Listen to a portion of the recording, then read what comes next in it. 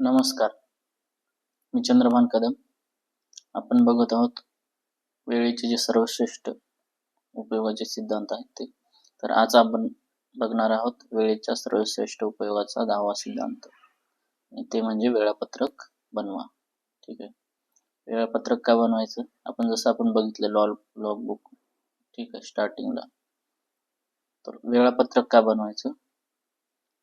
वेळापत्रकामध्ये कसं असतं की आपला टाइम कुठे जातोय हे आपल्याला वेळापत्रकांमधून कळेल. कारण आपण आज कुठे कुठे आपला जो वेळ आहे सकाळपासून ते संध्याकाळपर्यंत रात्री झोपण्याचा जो टायमिंग आहे तो वेळापत्रकामध्ये सगळंच येतं. जसं की आता तुमचे 8 तास ते जे आहेत ते त्याच्यामध्ये तुमची झोप, सकाळचं स्नान वगैरे आणि जे मॉर्निंगच्या गोष्टी आहेत, हायजीन ब्रश वगैरे आहे ते गोष्टी, ठीक आहे. त्याच्यानंतर आहे तुमचं 2 तास जे आहेत ते असे पकडा की तुमचं त्याच्यात सकाळचं जेवण, दुपारचं जेवण, नाश्ता, टी ब्रेक, आणि त्याच्यानंतर तुमचा ऑफिसचा टायमिंग आहे तो 8 तास, आणि त्याच्यानंतर परत 1 तास तुम्हाला ऑफिसला जाण्या येण्याला, 1 तास तुमचं फॅमिलीसाठी देताय तुम्ही, ठीक आहे. 1 तास तुमचं न्यूज, काही रीडिंग वगैरे करायचं असेल काही त्या गोष्टी, आणि 1 तास असं की मॉर्निंगला जे आहे ते मॉर्निंगला जॉगिंगला वगैरे जात असेल तर काही त्या ॲक्टिव्हिटीज आहेत. तर ह्या प्रकारे तुम्ही तुमच्या कामाचं जे आहे ते वेळापत्रक बनवा. म्हणजे कुठे कुठे काय जातं, पहिले संक्षिप्त वेळापत्रक बनवायचं, त्याच्यानंतर मग जे आहे ते, कारण संक्षिप्त वेळापत्रक बनवलं तर तुम्हाला एक आयडिया येईल की कशात आपला टायमिंग जो आहे तो कशात, म्हणजे कामामध्ये काय की 8 तास आपला कामाचा वेळ गेला, जे 24 तासाचं नियोजन आहे ते तुमचं त्यात वेळापत्रकामध्ये येईल, ठीक आहे. मग त्याच्यानंतर वेगळं जे आहे ते टास्क बेस आहे, जे की मी तुम्हाला लॉग बुक म्हटलं होतं की तुमचं मग 1 ते 2 ह्या वेळेत तुम्ही काय करणार, 2 ते 3 ह्या वेळेत काय करणार, ठीक आहे. सपोज सकाळी 9 ते 5 ऑफिसमधलं जे आहे ते ऑफिसमध्येच ते वेळापत्रक बनवायचं आणि ऑफिसमध्येच ठेवायचं. ते ऑफिसची कामं आहेत ती त्यात येतील, ठीक आहे. आणि जे पर्सनल आहे ते तुमचं ते घरी बनवलेलं असलं पाहिजे की मला ह्या तारखेला जायचं तर काय, माझी कशाची तरी अपॉइंटमेंट आहे, माझ्या बँकेत जायचं असेल तर बँकेची अपॉइंटमेंट आहे, सपोज कुठं आधारचं काही अपडेट करायचं असेल तर आधारची, पासपोर्टला जायचं असेल पासपोर्ट काढायला माझी अपॉइंटमेंट, हे तुमच्याकडे सगळे डेट सगळं ह्या वेळापत्रकात गरजेचं आहे. जे लॉग बुक मी तुम्हाला सांगितले तसंच हे वेळापत्रक आहे, ठीक आहे. या वेळापत्रकामध्ये तुम्ही ते टास्क, जे तुमची जी टायमिंग आहे ते लिहा. 2 तास कशाला जातात, 8 तास कामाला जातात, 1 तास तुमचं जाण्यायेण्याला जे प्रवास आहे तो ऑफिसला जातो. मग त्याच्यानंतर तुम्हाला ते कळेल की आपला टायमिंग कुठे जातं, ठीक आहे.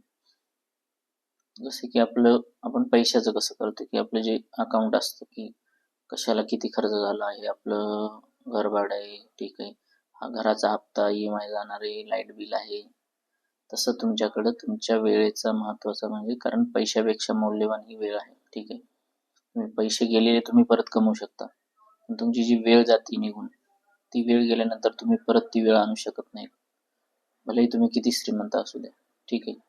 त्यामुळे वेळेला खूप महत्त्व आहे.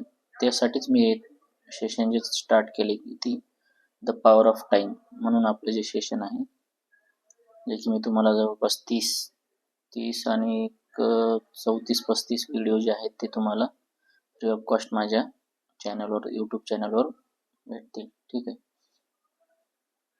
तर हे तुम्ही तुमच्या मित्रामध्ये पण सांगा, ठीक आहे. त्यांना फॉरवर्ड करा, लिंक फॉरवर्ड करा त्यांना, जेणेकरून त्यांना पण ह्या गोष्टी कळल्या पाहिजे. कारण आपल्याला कॉलेजमध्ये, शाळेमध्ये ह्या गोष्टी शिकवल्या जात नाहीत. आपल्याला फक्त पुस्तकी ज्ञान आणि बरंच, म्हणजे एक जनरल बोलायचं झालं तर बघा, आपल्याला जेव्हा शाळेत साइन, कॉस, टॅन, थिटा याच्यावर बरेच की सोशल मीडियावर जोक पण यायचे, जे मीम्स व्हायरल व्हायचे, की त्याचा यूज तुमच्या लाईफमध्ये काय आहे. असं म्हणत नाही की तुम्ही एज्युकेशन घेऊ नका किंवा एज्युकेशन काहीच कामाचं नाही, तो एक आपला पाया आहे, एज्युकेशन घ्या, पण एज्युकेशन व्यतिरिक्त जे तुमचं प्रॅक्टिकल लाईफमध्ये तुम्हाला वेळ, तुमचं जे मनी आहे, पैसा कसा हे करायचा. कारण तुम्ही जर वेळेचं नियोजन केलं, तुमच्याकडे वेळ राहिला तर तुम्ही त्यात म्हणजे बऱ्याच गोष्टी करू शकता राहिलेल्या वेळात. म्हणजे पार्ट टाइम बरीच आता मला आठवते जसं मी कॉलेजला असताना मी आता इथे जॉब करून शिकायचो. 12वी नंतर मी पुण्यात आल्यानंतर स्टार्टिंगला मी पहिले जॉब शोधला. जॉब भेटल्यानंतर मग मी जूनमध्ये ॲडमिशन घेतलं. ठीक आहे. आणि मी नाईटला जॉब करायचो. स्टार्टिंगला तर 3 ते रात्री 11 असं माझी शिफ्ट होती. ठीक आहे. तो जॉब सुटल्यानंतर मग मी रात्रीचा जॉब केला नाईटला. त्याच्यानंतर अशा प्रकारे एज्युकेशन माझं पूर्ण केलं. तर त्यावेळेस आम्हाला कॉलेजला असताना आम्हाला कोणी सांगणारं नव्हतं की टाइम मॅनेजमेंट वगैरे. आम्ही जिकडे असेल ठीक आहे. कॉलेज संपल्यानंतर असंच बाहेर बसायचं गप्पा मारत. म्हणजे तुमचं कॉलेज सपोज सुटलं 12ला, ठीक आहे. तुम्ही 1, 2, 3 असं 2-3 तास मुलं मुली गप्पा मारताय, विषय निघाला. म्हणजे त्यात काहीच नाही, तथ्य नाही आहे त्या गोष्टींमध्ये.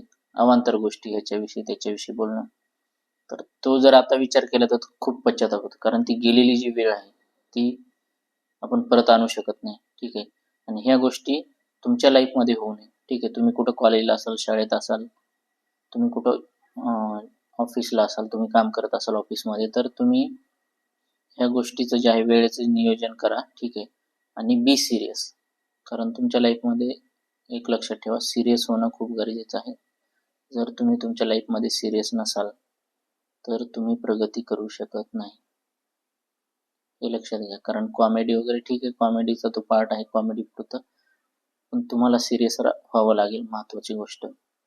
त्याच्यानंतरच तुम्ही त्या गोष्टी एक एक जे आहे ते तुम्ही करू शकता. त्यामुळं आजसाठी एवढंच. परत आपण उद्याच्या भागात पुढचा जो टास्क आहे, पुढचा जो आपला नियम आहे वेळेचा सर्वश्रेष्ठ उपयोगाचा, तो आपण उद्याच्या भागात घेऊ. धन्यवाद.